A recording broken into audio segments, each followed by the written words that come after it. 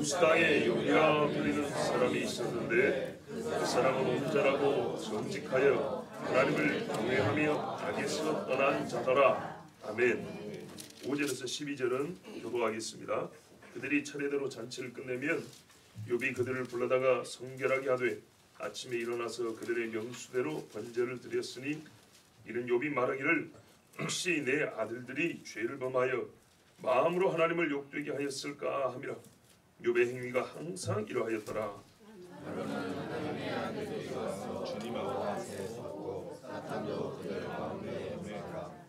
여호와께서 사탄에게 이르시되 내가 어디서 왔느냐? 사탄이 여호와께 대답하여 이르되 땅을 두루돌아 여기저기 다녀왔나이다.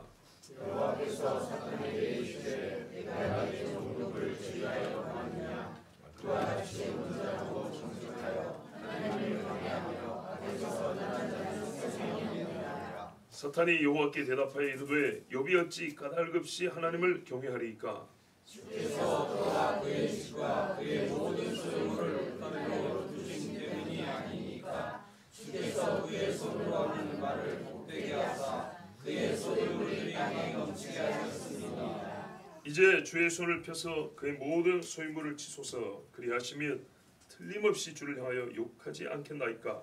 여호와께서 자기에게 이르시되 내가 그의 소유물을 다 내 손에 맡기노라. 다만 그의 몸에는 내 손을 대지 말지니라. 사탄이 또 여호와 앞에서 물러가니라. 네, 22절 같이 봅니다. 시작.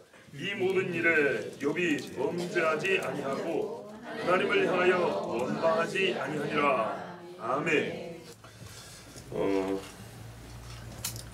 신앙의 근본적인 문제들을 고찰해야 될 때가 오면, 고민이 되면 저절로 보게 되고 묵상하게 되는 말씀들이 몇 군데 있는데, 그 중에 저에게는 대표적으로 창세기 1장 3장하고 욥기 1장하고 42장이 있습니다.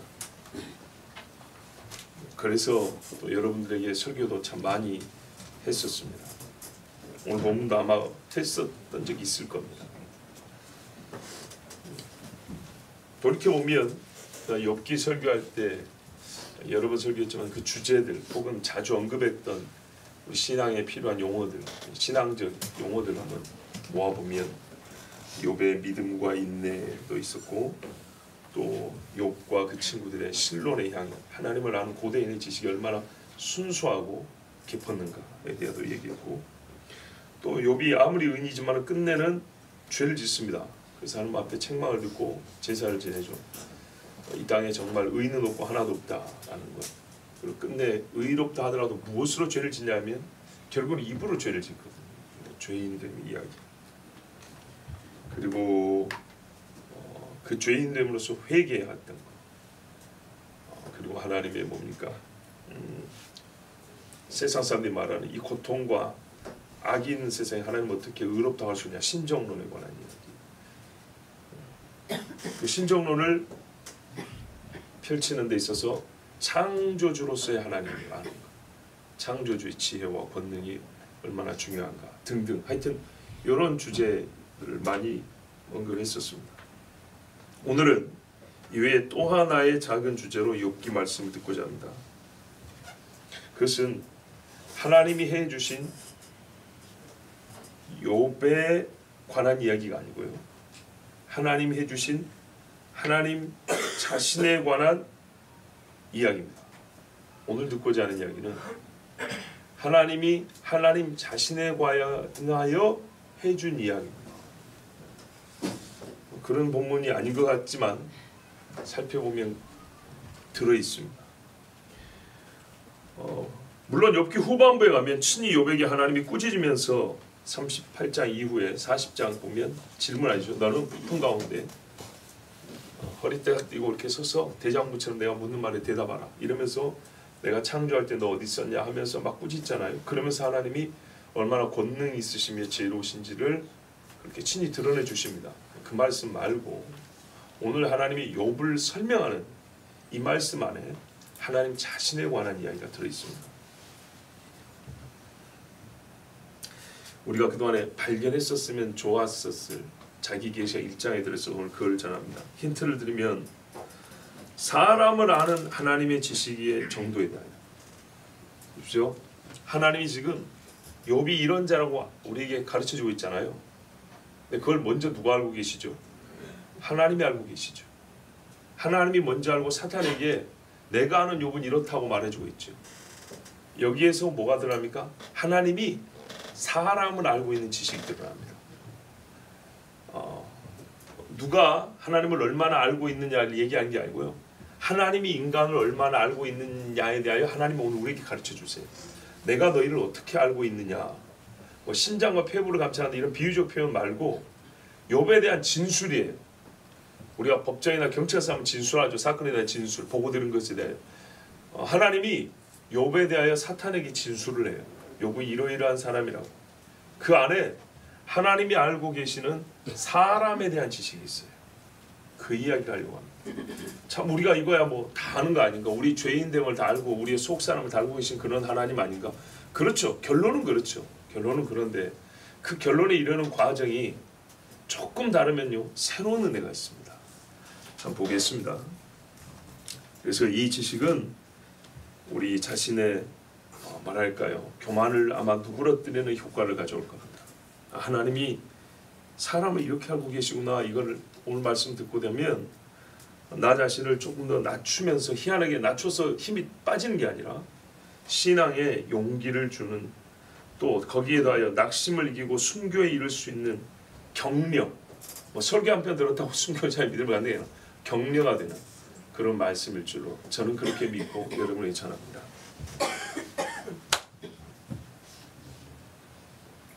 자, 6절 한번 보십시오. 사탄이 왔습니다. 하나님의 아들들 천사들이 왔죠.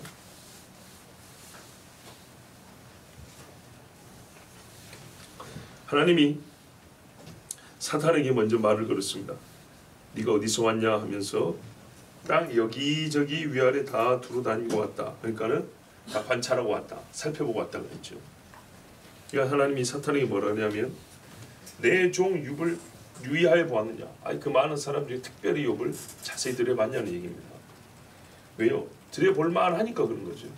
그 이유를 하나님 말씀하신데 세상에 이런 사람이 없는데 온전하고 정직하고 하나님을 두려워하고 악을 피한다. 이렇게 얘기를 하고 있어요. 그렇죠? 이 네 가지입니다. 악에서 떠난 자다. 이게 온전한 퍼펙트를 얘기하거든요. 완전하다. 너는 행위 완전할 할 때 하나님이 죄를 찾으려고 해도 욥에게는 죄가 안 보인다는 대단한 말씀을 하고 계시는 겁니다. 그래서 전에 이렇게 말씀드렸죠. 괜히 사단에게 하나님이 욥을 가지고 시비를 걸고 있다. 사단 입장에서는 이렇게 말하는 거 못 견디거든요. 누가 뭐 깨끗하니 정직하니 뭐 하나님 마음에 들으니 절대 이거 못 견디는 게 사탄이에요. 그래서 사탄이 응당 어떤 반응을 일으킬지 알아요. 하나님. 그래서 하나님의 굉장히 의도된 발언인데 결국 욥을 가지고 얘기를 해보자는 거거든요. 여기에 사탄이 이제 넘어갔습니다. 사탄의 본성상 안 넘을 수가 없어요. 깨끗한 인간 뭐 그런 건 없어요. 사탄에게. 자, 그래서 미끼를 물었어요. 9절 보십시오. 욥이 이유 없이 하나님을 두려워하겠습니까? 하나님이 그하고 그의 집 소유한 모든 것에 장벽을 두르셔가지고 손으로 하는 일에 복도 주시고 재산이 땅에서 늘고 또 늘어가니까 그래서 그가 하나님을 잘 섬기고 두려워하는 거지. 여러분 근데 재산이 늘어나면 두려움이 생긴가요? 고맙습니다 하고 잘 쓸게요 하고 제 마음대로 쓰죠. 두려움하고는 잘 어울리지 않아요. 근데 마귀는 어쨌든 이렇게 연결짓습니다.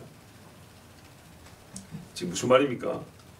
마귀가 욥이 이유가 있다라고 말하는 건데 이거는요 여러분 욥이 실제로 그런지 아닌지 아직 테스트 안 해봤습니다. 뺏어본 적이 없잖아요. 그렇죠? 지금 잘 되고 있는 거는 봤죠. 근데 사탄이 이렇게 주장하는 이유가 뭐예요? 다른 사람들이 되기 이루거든요. 보통 사람들이 다 잘 되면 하나님 앞에 고맙다고 표시하고 안 되면 아니라 그러고 분노하거든요. 그러니까 현재 욥이 잘 되고 있는 걸 봤을 때 다른 사람들처럼 똑같을 것이다. 뺏어본 적 있냐? 아직 없어요. 그러니까 욥이 무슨 말이에요? 테스트해보자고. 지금까지 많은 사람들이 살다 갔는데 내가 확인한 바로는 99.9% 아니 100%다 그럽디다. 욥이라고 다르겠습니까? 라고 사탄이 이제 한술 더 떠서 하나님 앞에 은근히 제안하는 거죠. 한번 테스트 해보자고. 근데 사실 하나님이 이걸 원했던 겁니다. 그래서 해보자 그랬어요. 자 11절에 하나님 손을 내밀어서 쳐보십시오. 자 마귀가 치는 것 같지만 하나님 허락한다 그랬죠. 참사만 해도 그냥 안 떨어집니다. 그러면 어떻게 했냐? 이야 사람이 어디 정도로냐? 주를 정면으로 저주하리이다. 약간 의심하는 게 아니고 조금 기분 나쁘면 어쩐다고요? 저주를 해버렸네. 정면으로. 사탄은요 확신을 가지고 하고 있어요. 확신. 이 확신이 어디서 왔습니까? 경험에서 온 겁니다. 경험. 어떤 경험인가요? 여러분 우리도 보고 있잖아요. 이건 뭐 사탄식이나 돼야 합니까? 우리도 손에 쥐어진 음식 뺏어버리면 욕하지요. 거지도요. 지 것이 아닌데도 불구하고 줬다가 살짝 하자면 악을 바락바락 씁니다. 마귀가 사람을 보니까 셀 수 없이 많은 사람들을 마귀는 쑥 돌아다니 보니까 전부 다 이익 있을 때는 좋다 하고 이익 없거나 감정이 상하면 다 입에 거품을 물고 욕을 하더라는 거예요. 모든 인간들이 이렇게 살더라는 거예요. 통계의 결과예요. 그냥 마귀가 한 소리가 아니고 마귀는 사람보다 먼저 있었어요. 어떤 의미냐면 죄인인 사람보다 타락을 먼저 한 존재고 타락을 먼저 해서 인간을 타락시킨 자가 마귀예요. 인간에 대한 경험치가 이만큼 쌓여있어요. 인간론을 쓰라면 마귀는 정말 어마어마한 글을 쓸 수 있을 정도로 인간에 대한 경험과 지식이 가득한 존재가 마귀예요. 그래서 보세요. 되게 실패하는 경우 없어요. 음란으로 딱 주면 자빠져버려요. 자존심으로 던지면 자빠져버려요. 돈 몇 푼 던지면 자빠져버려요. 자빠지고 마귀는요 거의 성공을 해요. 대단한 실력자입니다. 그래서 마귀가 자기 능력과 경험으로 하나님께 말하는 거예요. 하나님 솔직히 얘기해 봅시다. 하나님이 창조한 인간 중에 얼마나 하나님이 듣기에는 기분 나쁜 소리가 나오세요. 하나님이 창조한 인간 중에 내가 건드려서 안 넘은 사람이 몇 명인데요. 홍수 때도 8명 건지셨잖아요. 나머지는 다 죽었고. 마귀 입장에서 당당할 말이 있죠. 그래서 해보자 그랬어요. 여러분 얼마나 다른가 한번 해보자. 자, 그 중에요. 이 경험 중에 가장 위대한 마귀의 경력이 뭐냐? 아담과 하와를 잡아뜨려 버린 겁니다. 아담과 하와는요. 무죄한 상태 인간이었습니다. 무죄한 상태 인간도 탐심 하나 집어넣으니까 하나님을 정면으로 봤었어요. 하나님 거짓말했다니까 그 말을 고지것대로 들었어요. 하나님 거짓말했다. 안 죽는데 죽는다 그랬다. 아 그런 하나님이었어? 그러면 우리가 의로운 거네. 왜 거짓말을 드러냈으니까. 따먹었어요. 따먹고 안 죽는 걸 보여주면 될 거 아니에요. 자 마귀 말에 넘어갔죠. 마귀가 이렇게 대단한 존재예요. 기분 나쁘지만. 어떻게 하나만 살짝 건들면 자판이 다 알아요. 탐심 하나 있어요. 10번째 계명 탐심 하나. 누구에게요? 무죄한 자에게. 죄가 뭔지도 모르는 자에게. 그런데 죄인으로 태어난 인간들이랴. 최고로 좋은 데서 봐보세요 여러분. 모든 것이 완벽한 세상에서 과일 하나 뺏는 것도 아니고 더 먹으라 하니까 넘어가 버렸잖아요. 근데 있는 것을 뺏는다 그러면 안 넘어가겠어요? 되겠죠. 거기다가 아담과 하와는요 완전한 상태에서 살고 있었던 자들인데 이만한 욕심 안에 넘어갔는데 지금 죄인으로 태어나서 죄 악된 세상에 살고 있는 그런 존재인 욥이 거기서 다 긁어가 버리면 그 입으로 부정하지 않겠어요? 넉넉하죠. 마귀의 경험으로는요 넉넉한 거예요 이거는. 자, 타락한 아담의 후손 욥이 안 넘어가겠습니까? 그 결과 시험을 해봤습니다. 시험을 했더니요 욥의 부인의 말이 보통의 사람의 반응을 보여주는 겁니다. 이게 보통 사람이고 마귀가 기대했던 게 바로 이겁니다. 말했어요. 하나님을 저주하고 죽어버리라 그랬어요. 이게 바로 마귀가 아는 보통 사람입니다. 이 땅에 사는 100이면 100의 사람들이 다 이렇습니다. 야 교회 가니까 뭐 안 나오잖아. 그냥 그만 댕겨버려. 듣기 싫은 소리만 하고 괜히 죄인이라 그러고 아우 기분 나빠서. 이거요 이거. 여기에 넘어갑니다. 아 이번에는 우리 뭐 헌금 좀 합시다. 여기에 그냥 넘어가 버립니다. 압니다. 마귀는 뭐에 넘어갈지 다 압니다. 욥의 부인의 말이 정말로 마귀가 알고 있는 보통 사람에 대한 지식이고, 보통 사람이라는 말은 거의 모든 사람이 이렇게 반응을 했습니다. 그래서 홍수 때 8명 빼고 다 물에 죽었습니다. 마지막 주님 올 때에도 믿음을 보겠느냐 했는데 보통 이렇게 말합니다. 요한계시록 봐보세요.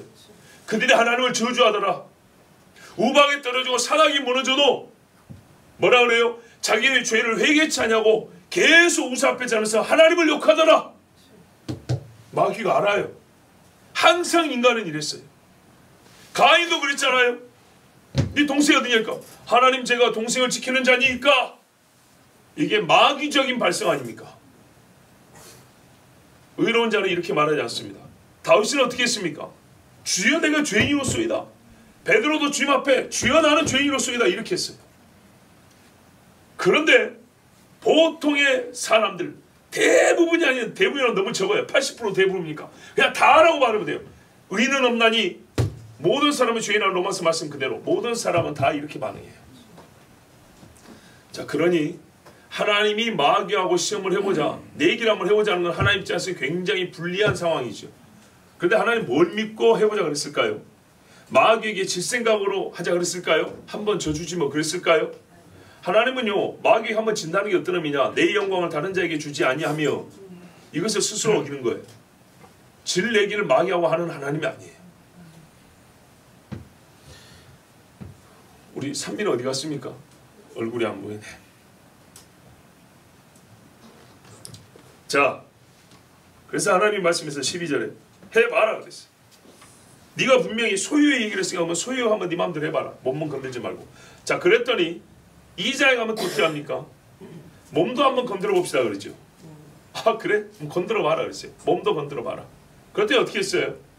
결과는 똑같았습니다. 그래서 제가 2장까지 안 읽었습니다. 1장과 똑같았기 때문에. 소유를 건드려도 입으로 범죄하지 아니하냐, 몸을 건드려도 입으로 범죄하지 아니하냐. 건드는 정도가 아니에요. 다 가져가 버렸어요. 진짜 생명 외에 다 가져간 거였어요. 자식들도 다 죽었고 재산도 다 잃었고 집이고 우양이고 논밭이고, 그리고 자기 몸은요 엉망이 됐어요. 부인은요 옆에 있었지만 없음만 못했어요. 자, 이런 상황에서 욥이 하나님 앞에 범죄하지 아니하였습니다. 하나님이 욥의 제안을 2번이나 수락하셨고, 요약하면 욥의 믿음 또는 인내를 가지고 사탄과 내기를 했습니다. 여기서 잠깐 제가 본 주제와는 약간 다른데 늘 하던 이야기를 한번 오늘도 언급하고 가겠습니다. 욥의 인내라는 주제, 욥기를 보면서 현대 목회자나 신학자들은 욥의 인내가 욥기의 주제가 아닙니다 라고 이렇게 아주 대범하게 주장하는 사람도 있는데, 물론 인내 외에도 다른 주제가 있다는 것을 말하려고 하는 것까지는 이해가 되지만, 너무 그렇게 정면으로 말을 해버리면 우리가 욥기에서 인내를 배우는 것이 잘못된 것인 것처럼 생각해서 못 배우게 되어버립니다. 이것은 잘못입니다. 구시대적인 성경 해석이 아닙니다. 욥의 인내는요 가장 기본적인 의미입니다. 욥기에서 준 가장 기본적인 거예요. 그것을 그대로 보존하고 더하여 다른 의미를 찾는 것은 이해가 되지만, 욥의 인내라는 주제를 폐기되어야 하는 것처럼 요즘에도 욥의 인내를 말하면 그건 구시대적인 발상인 것처럼 이렇게 말하는 건 굉장히 잘못입니다. 왜 그렇습니까? 야고보서 5장 11절에 보라, 인내하는 자를 우리가 복되다 하나니 너희가 욥의 인내를 들었고 주께서 주신 결말을 보았거니와 주는 가장 자비하시고 긍휼히 여기시는 이시니라. 욥의 인내라는 주제 안에 욥과 하나님을 같이 이렇게 엮어놨어요.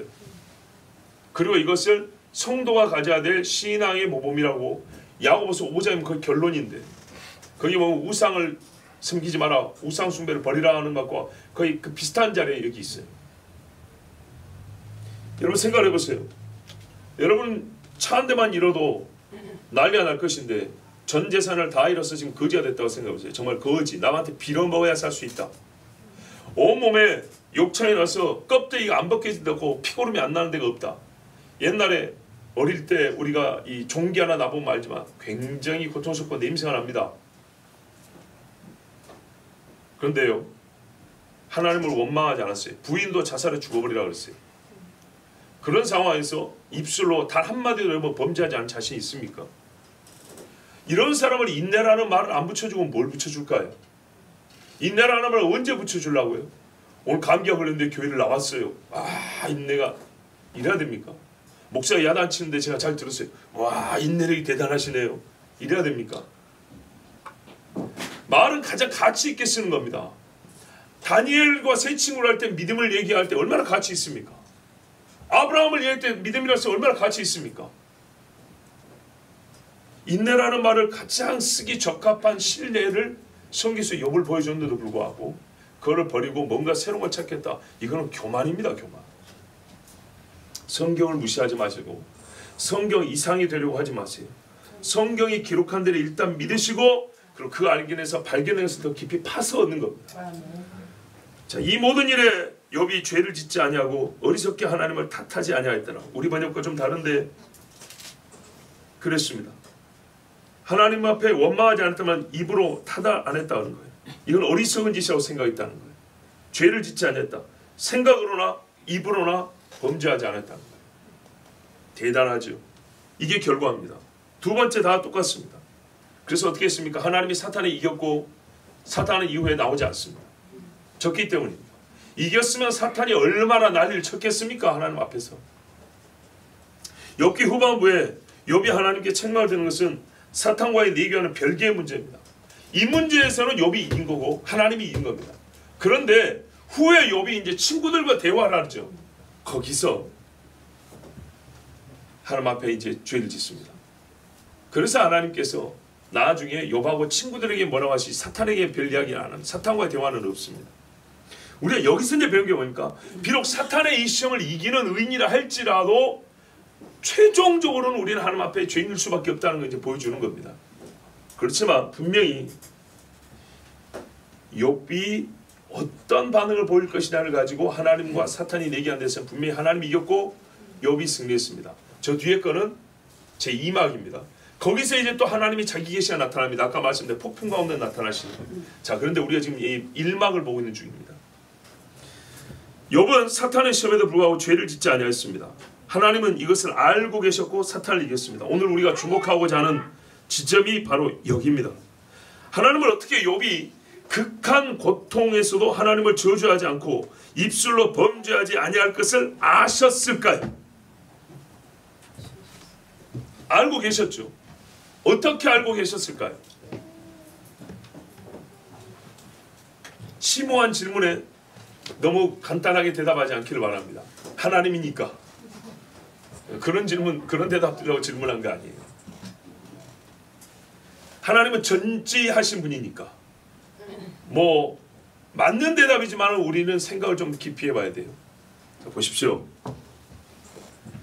우리가 좀 더 구체적으로 좀 대답을 해봐야 됩니다. 전지하심을 좀 구체적으로 그 내용을 말해보세요. 하나님이 전지, 욥에 대하여 사탄이 알지 못하는 걸 알고 계셨는데 그게 뭐냐는 거죠. 뭘 알고 계셨냐는 거죠. 욥이 다른 사람보다 인내심이 대단하다. 여러분, 인내심으로 되는 게 아니라니까요. 인내심이 대단해서 팔 자르고 손 자르면 다 불게 돼 있어요. 인내심이 약해서 아니라 고통이 크기 때문이에요. 근데 이 큰 고통에 어떻게 욥이 그 인내심을 가질 수 있었냐는 것에 대하여 하나님은 알고 있었다는 겁니다.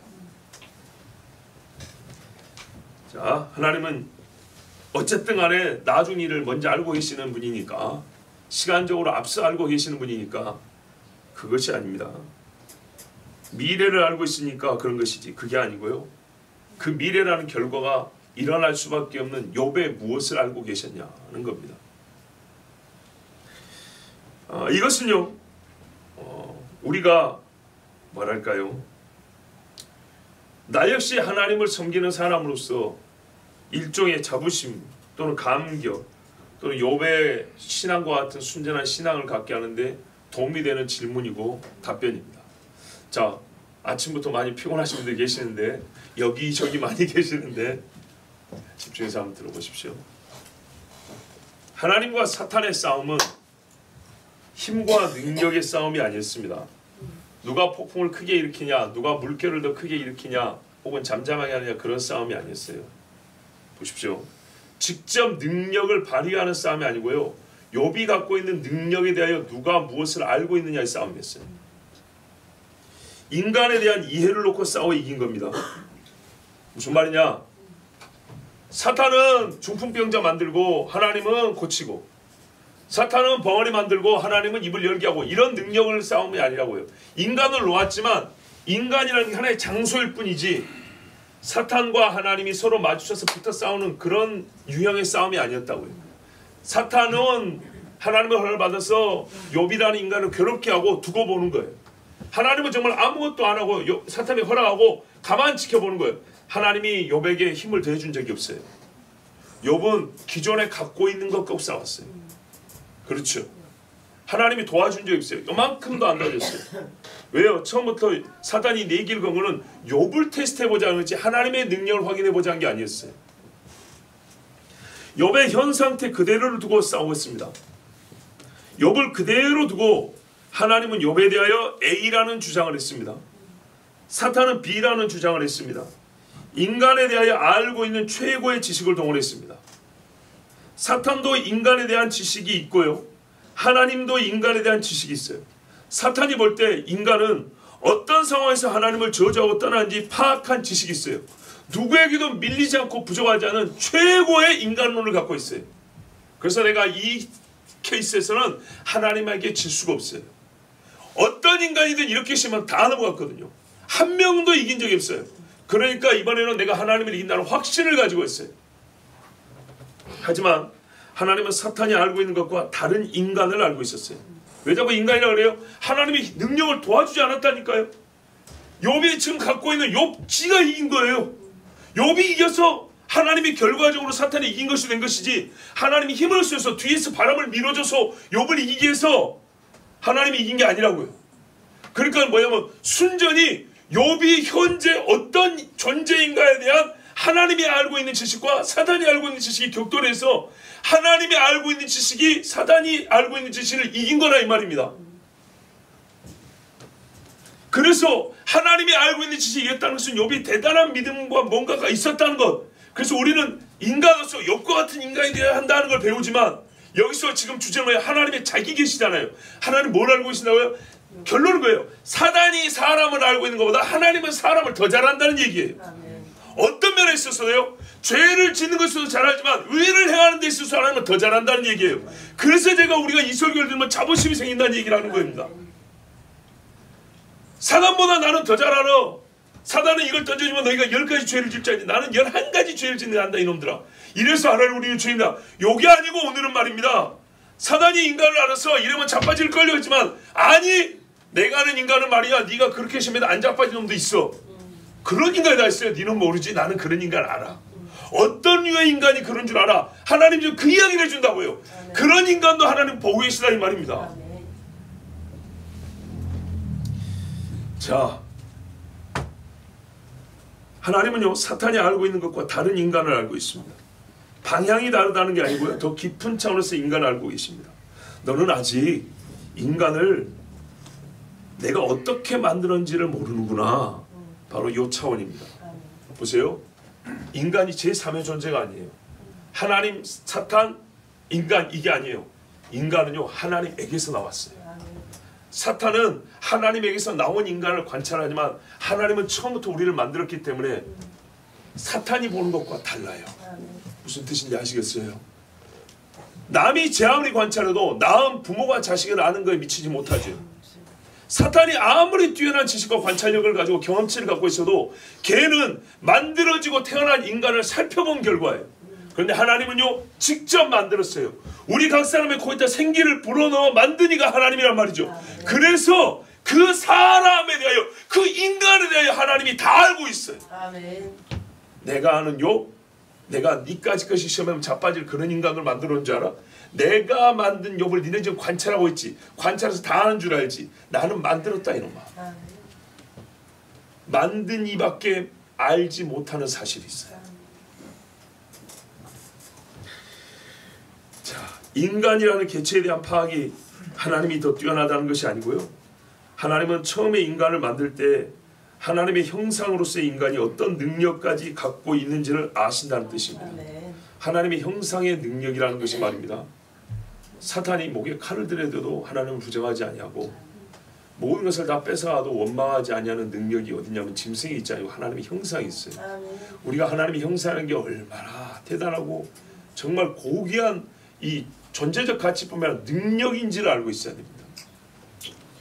하나님은 인간이 어느 정도까지 하나님에 대한 믿음을 가질 수 있는지를 아십니다. 그러나 마귀는 2단계까지 인간에 대한 지식을 갖지 못하였습니다. 가질 수가 없습니다. 그 역시 만들어진 존재이기 때문에 경험으로만 인간을 알기 때문입니다. 그가 경험되지 않은 인간에 대해서는 알지 못합니다. 그래서 경험으로는 이 사람 목에 칼을 대면 예수 부인하겠지만 이 인간은 그 이전의 경험과는 다른 인간인 거예요. 이 인간은 목에 칼을 대도 예수 부인을 안 해요. 실패. 지금까지 사자굴에 넣는다면 다 하나님 부인하고 우상이 절했거든요. 그런데 그 경험이 100%였어요. 그래서 얘도 그 100%에 들어가겠지 했더니 안 되는 인간인 거예요. 실패. 지금까지 불에 집어넣으면은 발이 불에 닿기도 전에 발발 떼면서 예 하고 신상에다 전화했거든요. 그런데 그 100%의 결론을 가지고 도전을 했어요. 그런데 사드락과 메삭과 아베드고는 이놈들이 한 세트로 안 돼요. 안 통해. 이런 인간도 있어요. 실패. 이렇게 말한 거예요. 참 이거를 우리 개인에 지면 사단이 나를 만나기 전까지는 100% 성공했을지라도 나라는 그리스도인을 만난 이후부터 이제부터는 실패가 되는 거예요. 욥을 만나기 전까지는 성공이었죠. 제 아무리 아담이어도. 그런데요, 그래서 다 그런 줄 알았어요. 하나님의 형상이란 게 고작 다 여기까지인 줄 알았어요. 근데 하나님은 알아요. 예, 만드신 하나님 알아요. 너는 지금까지 찌그러진 하나님의 형상 봤지? 조금 더 모양이 온전한 하나님의 형상만 돼도 네 어느 정도 능력인 줄 알아? 다 갖고 가봐. 되는가 안 되는가? 안 돼요. 이게 완전히 회복된 형상도 아니에요. 새하늘과 새 땅에 간 거 아니고 부활한 것도 아니니까. 그런데 죄악된 세상에 살아도 모양이 조금만 남아있어도 어느 정도인지 알아? 네가 어떤 시험을 해도 굴피지 않아. 나 원망 안 해. 여러분 지금까지 예수 때문에 죽어간 수억 명의 사람들이 증명을 합니다. 사탄은요, 인간의 특성도 하고 본성도 알지만 인간을 만드신 하나님이 아는 정도의 인간에는 불가능합니다. 사탄이 수많은 인간을 경험해 보았을지라도 셀 수 없는 인간을 경험하면서 쌓은 데이터를 가지고 결론을 내렸을지라도 근본 하나님의 형상에 대하여 온전한 지식을 가질 수 없습니다. 하나님의 형상의 표현형을 알지 하나님의 형상 그 자체는 사탄을 몰라요. 하나님만 알아요.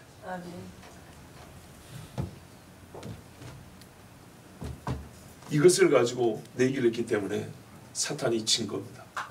그리고 이 땅에 죄악된 세상이지만 희한하게 의외로 말이죠, 욥같이 하나님의 형상의 능력을, 창조된 그 능력을 가지고 있는 사람들 있었어요. 참 몇 사람 안 되지만 그런 사람도 있었어요. 행위를 관찰한 것으로만 본질을 파악할 수는 없습니다. 방법은 되겠지만 그것으로 하나님만큼 인간을 알 수는 없습니다. 소위 인간론이라는 영역을 가지고 지식 대결을 하였을 때 마귀가 하나님을 이길 수는 없습니다. 어떤 영역도 이길 수 없지만 죄악된 인간으로 가지고 내기를 할 때만큼 사탄에게 유리한 경우가 없습니다. 그럴지라도 사탄은 하나님에게 이기지 못합니다. 그러면 여러분 다른 영역들은 어떨까요? 이 일을 볼 때 자꾸 순교자들이 떠오르는데 마귀 수준에서는요, 이 정도면 배신할 것 같았죠. 그래서 여러 가지 수단을 써봤죠. 밀물이 들어오는데 말뚝에다 사람 묶어놨죠. 물이 점점 차오르면서 두려움 속에서 코에 물이 덮이면 죽는 거죠. 엄마가 보는 앞에서 자식들 머리를 망쳐 깨면서 죽여봤죠. 예수 부인하는 거 몰라. 사람 살껍데기를 벗겨봤죠. 꼬챙이로 항문에서 입으로 뚫어봤죠. 새빨간 쇠가 있는 관 모양인데 거기다 사람을 통으로 집어넣어봤죠. 나 있었던 일입니다. 실제로. 발부터 롤러로 진이기면서 머리까지 올라가죠. 창자가 퍽퍽 터지는, 뼈가 팍팍팍 깨지는 소리를 들으면서 머리까지, 사람을 땅에다 박아놓고 머리 말고 불도저로 밀어봤죠. 다 실제 있었던 일입니다. 사탄은요, 그러면 그 앞에서는 예수 부인할 줄 알았어요. 넉넉히 이길 줄 알았어요. 그런데 이것을 이겨버린 사람들이 있는 거예요. 처음 시대에도 방주에 탄 사람이 8명이었어요. 8명밖에 구원을 못 받으니까, 마귀는 갈수록 험해진 세상이니까 더 이길 줄 알았죠. 그런데 희한하게 세상은 다 악해지는데 또 희한하게 예수 때문에 죽는 사람 수도 늘어가는 거예요. 마귀의 계산으로는 이거는 어떤 일관성 있는 데이터 수집이 안 되는 거예요. 인간이 약하다는 것까지는 확정적인데 그 약함 때문에 내가 항상 이긴다고 마귀가 장담을 못하는 겁니다. 뭐 때문에? 하나님이 도와주기도 하지만 어떤 일은 말입니다. 욥 같은 케이스가 있는 거예요. 하나님이 그냥 두고 보자 했는데 그 안에 사단이 알지 못하는 본래 하나님의 형상으로서 하나님과의 그 친밀함, 하나님과의 관계성이 이게 깊어졌을 때 가지는 놀라운 힘들이 있는 거예요. 이게 마귀가 부셔뜨릴 수가 없는 거예요. 여러분, 우리가 그 사건, 정말 기가 막힌 사건을 욥을 통해서 보는 겁니다. 인간은요, 보십시오. 심히 연약하지만, 죄인으로서 인간은 심히 연약하지만 하나님의 형상으로서 피조물인 인간은 사단에게 하나님의 형상으로서 인간은 하나님이 나를 두고 마귀하고 내기를 할 만합니다. 죄인된 인간은 심히 연약해서 마귀의 시험에 자빠지고 넘어지기 일쑤지만 하나님의 형상으로서 인간은요, 하나님이 그대로 두고 마귀하고 내기를 해도 이겨볼 만합니다. 아멘. 하나님의 형상이라는 게 이렇게 대단하고 정말 우리에게 하나님 주신 큰 복, 너무너무 중요한 겁니다. 자, 그런데요, 마귀가 이렇게 한번 해봅시다 하고 자신감을 가진 이유가 경험에 있다고 그랬잖아요. 아까 그 경험 이미 말씀드렸지만 아담을 무죄한 상태에서 넘어뜨려 본 적이 있기 때문입니다. 그러면 욥이 어떻게 말할까요? 아담보다 더 고통스러운 상황이잖아요.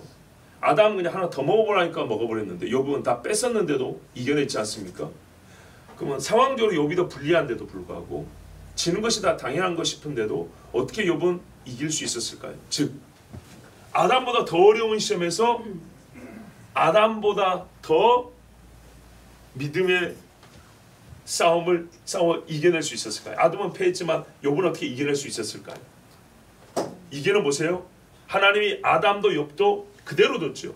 그렇다면 우리가 볼 때 타락하지 아담에 비해서 타락한 이후에 태어났지만 욥이 가지고 있는 무언가가 아담보다 낫다는 얘기입니다. 잘 보세요. 있는 그대로 놓고 한 거거든요. 있는 그대로 놓고 결과적으로는 더 힘든 시험인데 이겼어요.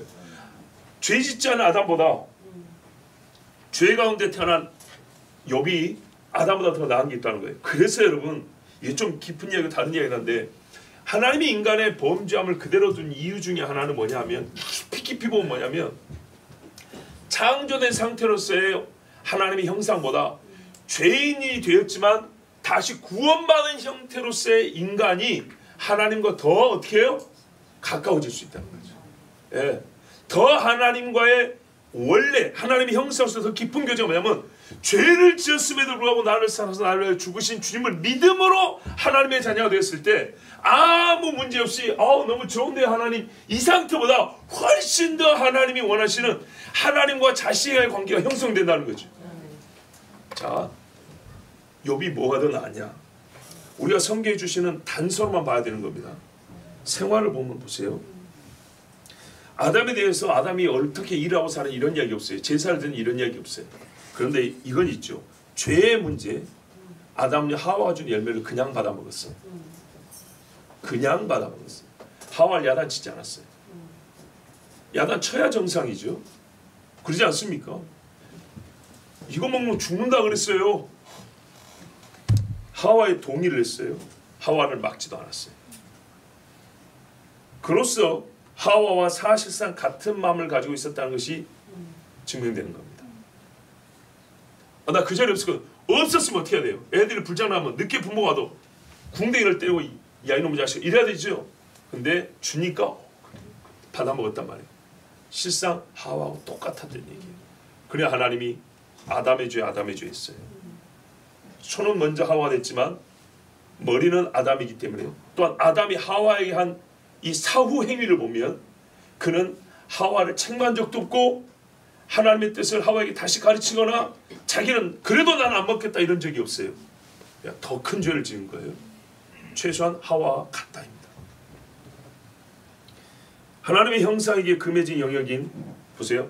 짐승이 아니라 하나님의 형상에만 금해진 거예요. 그 금단의 열매에 대한 욕심을 가지고 있었어요. 이것이 보통의 사람입니다. 보세요. 그럼 욥의 아내를 보십시오. 욥의 아내가 타락한 이후의 인간의 가장 표준적인 반응입니다. 마음입니다. 그대의 말이 그런데 욥은 뭐라 그랬어요? 이런 상황인데도 보고 자식이 다 죽었어요. 그런 상황인데도 불구하고 아내에게 뭐라 그랬어요? 그대의 말이 한 어리석은 여자의 말 같도다. 우리가 하나님께 복을 받았은지 화도 받지 아니하겠느냐 하고 이 모든 일에 욥이 입술로 범죄하지 아니하리라. 2장까지 가도 똑같이 이렇게 말합니다. 보세요. 욥이 아담보다 낫죠. 하와가 주니까 퍼먹어요. 그러면 안 되죠. 당신은 어리석도다. 당신과 내가 죽고자 하느냐. 하나님이 분명히 죽는다 했는데 우리에게 주신 복이 작아서 이걸 하나 더 먹겠다 했단 말이냐. 왜 졌다고 뱀의 말을 들었단 말. 이래야 되죠. 아담 안 그랬어요. 근데 욥은 뭐라 했어요? 부인에게 계속 죽어버리라고 하나님을 저주하라 하니까 당신은 어리석은 여자다 하면서 부인을 나무랬어요. 이렇게 꼬드기면 넘어가지 않기도 쉽지 않습니다. 그런데 욥은 보세요. 아담보다 낫지요. 희한하죠. 타락한 이후 세대가 낫단 말이에요. 아담보다 더 낫단 말이에요. 우리가 이 사람의 평상시 마음 상태를 봐야 됩니다. 항상 감사함이 왜 필요하냐. 죄를 멀리하고 경건의 연습을 부지런하게 왜 필요하냐. 그래서 욥을 율법주의자였던 사람들은 정말 하나님한테 한 대 맞아야 돼요. 여러분 1절 한번 우리가 본 말씀 1절과 5절은 다시 봐보세요. 우스 땅에 한 사람이 있었는데 그의 이름이 욥이라. 그 사람은 온전하고 정직하며 하나님을 두려워하고 악을 피하는 악에서 떠난 사람이라. 이거 누가 설명해 준 거예요? 하나님이. 율법주의자라세요? 율법 없었던 시대예요. 사람이 이렇다고 얘기해 준 거예요. 지금 사람이 이렇다고. 5절에 그 잔치날이 끝나면 욥이 사람을 보내요. 그들을 자녀들을 성결하게 했는데 아침 일찍 일어나 어젯밤에 술 퍼마시고 10시 12시에 일어날 건데 일찍 일어나서 모두의 수대로 번제를 드렸으니 이는 욥이 말하기를 보세요. 혹시 내 아들들이 죄를 짓고 그들의 마음속에라도 하나님을 저주해서 술기운에라도 헛소리했을까 봐 마음으로라도 에이 하나님 이딴 생각했을까 봐 하나님 앞에 먼저 너희를 제사부터 드리라 이랬다는 거예요. 여러분 우리 중에 만약에 이런 사람이 있으면 여러분 율법주의로 욕할 겁니까? 정말 그러실 거예요? 누가 복음주의자 되지 말합니까? 복음주의자는 이런 경우에 율법주의로 욕하는 게 아니에요. 야 나보다 낫네 그러지. 우리가 실제로 해보세요. 율법주의자 이거 귀찮아서 못합니다. 각 수대로 제사가 아닌 거야. 생일 때마다 모여가지고 하나님 앞에 아침에 일어나서 제사 드린다. 자녀들이 아빠 가정예배만 하자 그러도 에이 이런단 말이에요. 어느 정도 열심히 했어야 50구 자던 사람 끼워갖고 예배를 드릴 수 있습니까? 매우 현실적으로 생각해보세요. 내가 하지 못하는 거는 전부 다 율법주의로 치부해버립니까? 굉장히 열심히 있는 사람이에요. 정말 하나님 앞에 마음을 깨끗이 하려는 사람이에요. 욥은. 사탄이 일반적인 인간에 대한 인간론을 갖고 해석이 불가능한 일반 삶을 살았어요. 평시 삶이 이랬어요. 어떤 인간도 이렇게 안 살아요. 술 퍼마시면 뒷날 개우고 속세다 해장한다고 또 술 퍼마시고 이러지.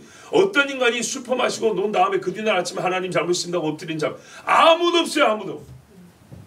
그 부모가 와가지고 너희들 생일잔치 했으니까 하나님 앞에 제사하자. 이런 부모가 어디 있답니까? 사탄이 이런 건 주목을 안 했어요. 탐심이 없거나 세상에 욕심이 없는 사람에게는 마귀가 시험하기 어렵습니다. 예.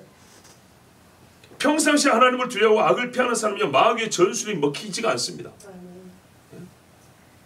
평상시 응당한 사람한테 미인계가 잘 통하죠. 탐심이 가득한 사람한테 먹을 것만 따지면 그냥 이러고 들어가죠.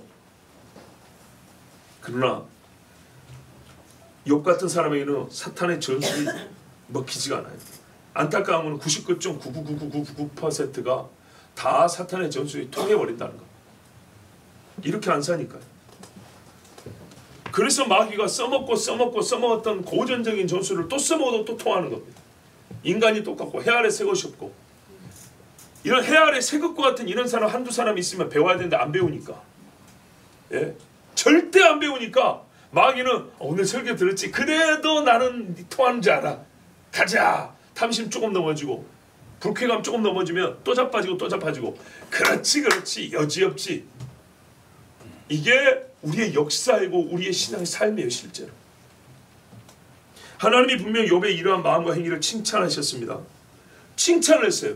1절 5절에 이런 사람 없다고 칭찬했고, 항상 이렇더라. 항상 율법주의자 그런 말로 한 겁니까? 아니요. 항상 하나님 앞에 정직하려고 두려움의 표시가 이거였어요. 여호와 경외함의 표시가 이거였어요. 항상 이렇다. 잘했다고, 이거 잘했다고 칭찬했어요. 얼마나 복음적인지. 예? 이 세상 사람들은요, 욥의 흉내 반의 반도 못하면서 얼마나 복음적인지. 이 제사하는 거 볼 때 욥이 율법에 얽매여서 살았지, 이 율법주의여가지고 자녀들이 얼마나 힘들었겠어. 이 자유를 모르는 아버지 밑에서 얼마나 힘들었겠어. 개떡 같은 인간들이죠. 율법도 있기 전이라니까요. 그리고 하나님이 칭찬했다니까요. 율법주의는 예수님이 꾸짖었어요. 욥의 삶은 하나님이 칭찬을 했다고요. 칭찬을. 우리가 예수를 믿으면서 욥과 같이 했으면 자녀들이 우리 부모를 존경하고 칭찬했을까요? 우리 부모는 율법주의라서 맨날 우리 힘들게 한다고. 그게 아니죠. 율법주의자는요, 욥이 이긴 시험 통과 못합니다.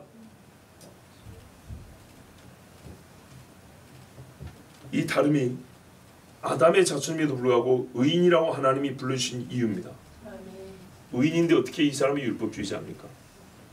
기억하시죠? 에스겔 14장에 두 번이나 14절 20절에 비록 노아, 다니엘, 욥 이 세 사람이 거기에 있을지라도 그들은 자기의 공의로 자기의 생명만 건지리라. 나 주 여호와의 말이니라. 비록 노아, 다니엘, 욥이 거기에 있을지라도 나의 삶을 두고 맹세하노니 그들도 자녀는 건지지 못하고 자기의 공의로 자기의 생명만 건지리라. 주 여호와의 말씀이라. 여기서 분명한 사실은 이 세 사람 하나님이 의인으로 불렀다는 겁니다. 하나님이 그렇게 불렀어요. 자, 우리가 여기서 하나의 신앙의 우리 개념 정리라고 넘어갈게요.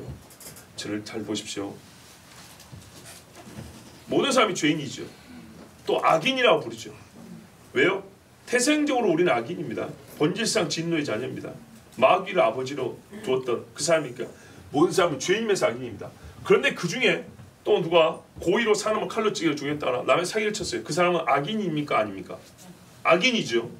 그렇죠. 본질상 악이면서 행위로도 악이니까 더 나쁜 놈이죠. 어쨌든 둘 다 차원은 좀 다르지만 악이라고 부르죠. 그러면 여러분, 예수 믿고 구원받은 사람은 의인이라고 부르죠. 그럼 하나님 말씀에 순종하고 산 사람은 뭐라고 부를까요? 왜 좀 꺼림칙합니까? 의인이란 말 갖다 쓰려니까. 이게 문제인 겁니다. 우리가 너무 하나님의 말씀 이 개념을 참 죄송합니다만은 너무 이럴 때 편협이라는 말 쓰는 거예요. 믿음으로 의롭다함을 받을 때만 의인이라는 말을 쓰는 거예요. 성경의 실제 용례를 보세요. 노아, 욥, 다니엘은 복음이 오기 전 사람들 하나님이 의롭다 그러잖아요. 의인은 뭐냐면 여러분, 노아처럼 살고 욥처럼 살면 뭐라 살아? 아우 착하게 살았네. 충분합니까 표현이? 안 충분하죠. 그렇죠. 남보다 좀 선하게 살았네. 충분합니까? 안 충분하죠. 디모데를 부를 때 바울이 뭐였어요? 이 사람은 어떻게 충분하게 표현하냐? 만족스럽게 표현할 때 너 하나님의 사람아 이렇게 불렀어요. 하나님의 이름을 갖다 붙이니까, 바로 직접 붙이니까 디모데라는 인물이 설명이 가능해요. 그보다 격이 떨어지게 붙이면 디모데에서 온전한 설명이 안 돼요. 뭔 말인지 아시겠어요? 자, 하나님이 우리가 죄인으로 태어나서 살면서 예수 믿고 의인으로 여겨짐을 받는 거하고 다른 개념인데, 또 다른 차원에서 하나님의 말씀에 순종하며 사는 사람을 뭐라 하냐? 의인이라고 불러요. 아시겠어요? 그런 사람 보고 선한 사람, 착한 사람, 요런 정도로 부르지 않고 하나님은 하나님의 뜻에 순종하면서 살았잖아요. 그런 사람들을 하나님이 의롭다고 부른다고요. 그래서 말해요. 너희 의의가 바리새인과 서기관보다 나아야 된다. 이 말은 예수 믿어야 된다는 얘기가 아니고 예수를 믿었으면 걔들보다 더 나은 하나님 말씀에 순종하면서 그 삶이 의롭다고 칭함을 받을 수 있는 삶이 된다 그 말이에요. 그래서 너희 행위가 바리새인과 서기관보다 낫지 아니하면 이렇게 말한 거예요.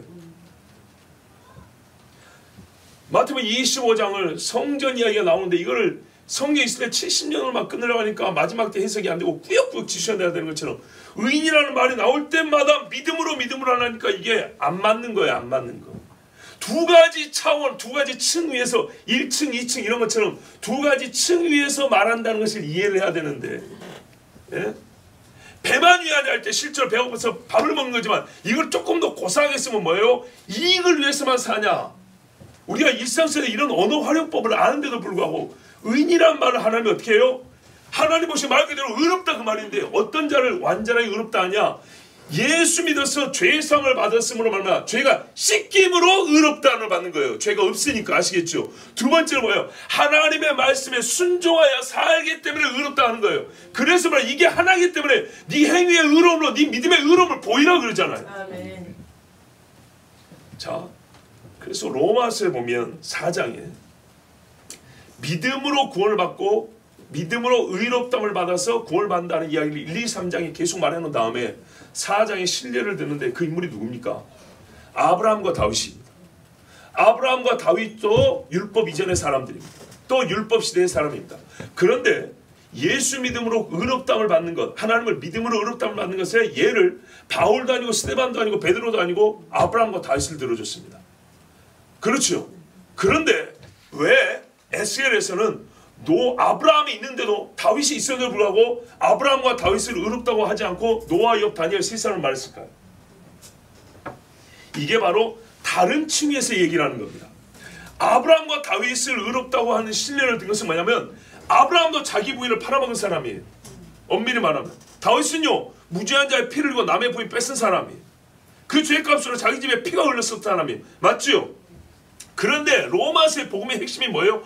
그런 죄인이라 할지라도 예수 믿으면 의롭다 여김을 받나니잖아요. 로마서 핵심은. 그래서 아브라함과 다윗을 믿음으로 의롭다 하는데 핵심 그 신뢰로서 가장 중요한 인물로서 예를 든 거예요. 이해가 되시죠? 그럼 에스겔 말하는 노아, 욥과 다니엘이 의롭다 하는 사람은 예를 들면 뭡니까? 하나님의 형상으로서 제일 순전하게 산 사람을 얘기하는 거예요. 에스겔 당시에 이미 아브라함과 다윗이 살고 지나간 사람들이라니까요. 알아요. 그리고요 한편 이 말씀을 묵상하면서 또 새로운 깨달음이 있고 너무 정말 웃음이 나왔는데 다니엘과 에스겔은 동시대 사람이에요. 또래예요. 또래. 둘 다 포로 찔려갖고 지금 살고 있어요. 그렇죠? 에스겔은 금알 강가에서 다니엘은 저기 궁에서 학교 다니면서 좀 있으면 총리로 이제 승급해요. 둘이 사는 지역은 다른데 또래라 또래. 이거 놀라운 이야기 아닙니까? 자존심 상해서도 또래한테 의인이라고 말하는 건 쉽겠습니까? 여러분이 말세에 살면서 우리 한 교인인데도 불구하고 서로 야 누구는 의인이라 말할 수 있겠습니까? 이걸 완전히 하나님 말씀이에요. 에스겔이 다니엘하고 별로 가까이 지내 왜 포로를 끌려와서 한 집에 사는 것도 아닌데 얼마나 알겠어요. 근데 하나님이 뭐라 그래요? 노아, 욥 그리고 다니엘 있지? 나하고 또래인데 저기서 지금 살고 있는데 걔 있지? 걔 의인이야. 무슨 말이에요? 노아와 같은 급으로 봐준 거예요. 나 다니엘 잘 모르는데요. 네, 들려줄게. 욥은 알지 욥? 예. 욥하고 똑같은 사람 있다. 네 시대에. 그러니까 이게 희망이 되는 거예요. 봐보세요. 홍수 안에서 다 죽을 때도요. 노아 같은 사람 있어요. 만신창에도 욥 같은 사람 있어요. 포로로 끌려와도요. 다니엘 같은 사람 있어요. 이 사람이 동질의 동질. 세상이 무너지고 주님 오실 닫아서 7년의 환란이 있어도 어떻게 해요? 이런 사람이 남아있어요. 그래서 그리스도의 남은 자녀들이라고 그러잖아요. 그러니까 이게 포로로 끌려도 얼마나 희망적입니까? 얼마나 소망이 있습니까? 그런데 이게 보여준 거예요. 세대를 불문하고 환경을 불문하고 하나님의 형상으로서 온전히 사는 의인이라고 부르는 사람이 항상 있다는 거예요. 이게 이제 하나님의 은혜고 섭리인데 우리가 이제 여기서 볼 때 야 이 사람들이 의롭다는 것이 어떤 차원에서 의롭다함을 받았다는 거냐, 의롭다함을 불러준 거냐 할 때 하나님의 형상으로서 그들의 삶이 하나님의 마음에 합했다는 겁니다.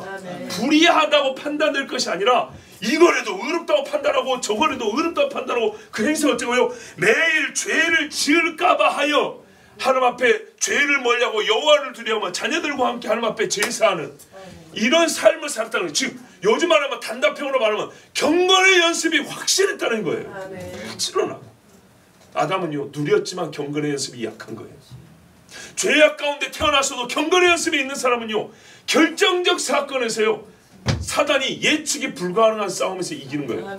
사단이 예측할 수 없는 승리자가 여기 있는 거예요. 누구를 의인으로 부른가 보십시오. 의인으로 불리는 이러한 마음과 행위가 어떤 잠재된 능력을 가지고 있는지 봐보십시오. 사탄의 인간에 대한 무지를 드러내는 사람이 됩니다. 사탄이 얼마나 무식한지를 드러내는 사람이 되는 거예요. 욕 같은 사람. 다르게 말하면 어떤 영적 힘, 하나님의 형상으로서 경건의 삶을 살면 어떤 경건의 능력을 가진 자가 어떻게 행위하는지를 보세요. 그러니까 보세요. 이런 사람이 경건의 능력을 가진 거지만 경건의 능력을 가진 사람은 어떻게 사냐? 우리가 경건하는데 경건의 능력을 가진 사람은 욥처럼 살아요. 다니엘처럼 살고요. 노아처럼 살아요.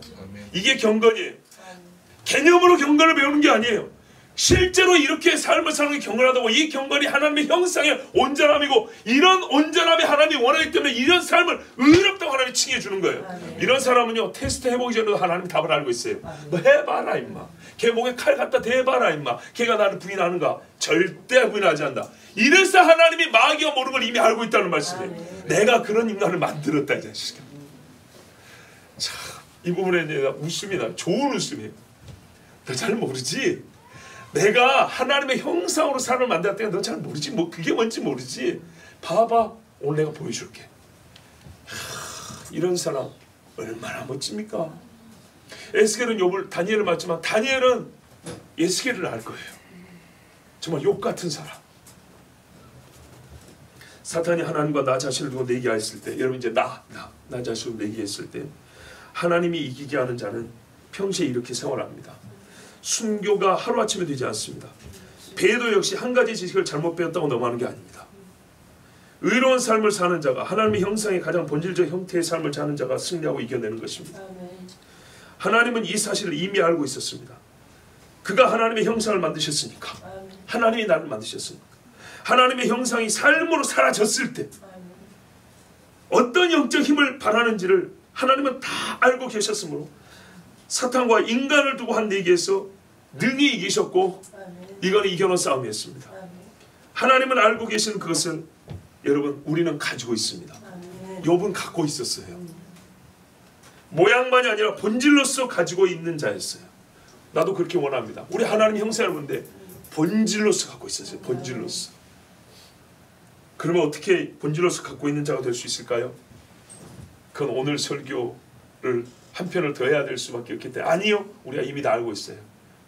결론입니다. 어떻게 우리는 욥과 같이 본질로서 하나님의 형상을 유지하며 하나님의 사탄과 나를 두고 내게도 이기게 하실 수 있는가?